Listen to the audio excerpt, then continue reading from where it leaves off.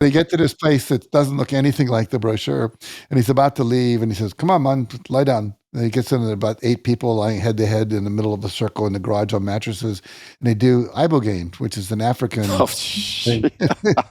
hell of a introduction. Yeah. Yeah, but it totally rocked his world because what happened was he ended up going back to his grandfather, and he realized his grandfather had been sexually violating him his whole youth, and he totally repressed all that. That's why he was so angry, was he was repressing. And then finally, I love this last line. He's lying there, and Muganda just taps him on the head and goes, "Happy birthday, man. You were reborn." And he was. And so he decided what he wanted to do was help people have his experience. And the second time he did Ibogaine, he said, "You're supposed to open a center, but don't do it with Ibogaine, do it with ayahuasca." So he started that center. So I've been down there 5 times, do 4 journeys every time you're there, so 20 journeys.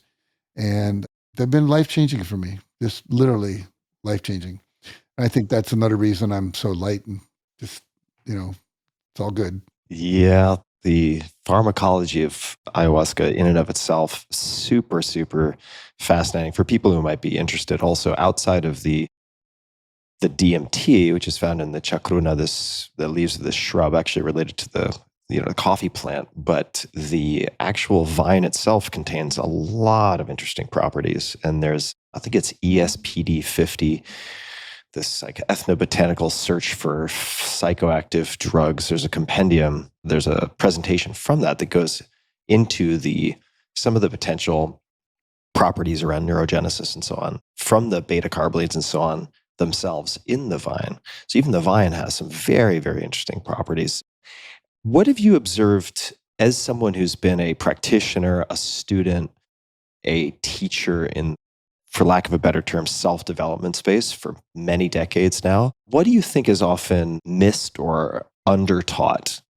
I mean, you've seen lots of different waves of different things that have become popular, fallen out of popularity. Is there anything you wish folks paid more attention to?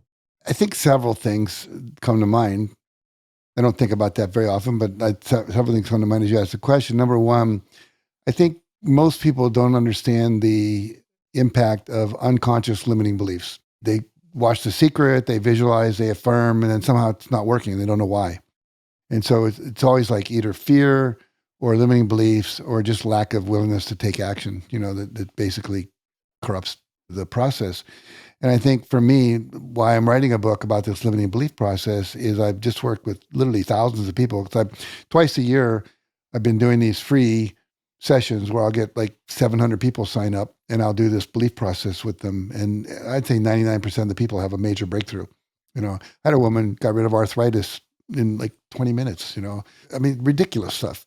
And so these beliefs we're holding on to that usually got formed between the age of 3 and 8, somewhere in that range, because of some experience we had, usually a traumatic experience. You make a decision that's never going to happen again. It's not safe to say what I want. It's not safe to ask for things. It's not safe to be sexy, make noise, whatever.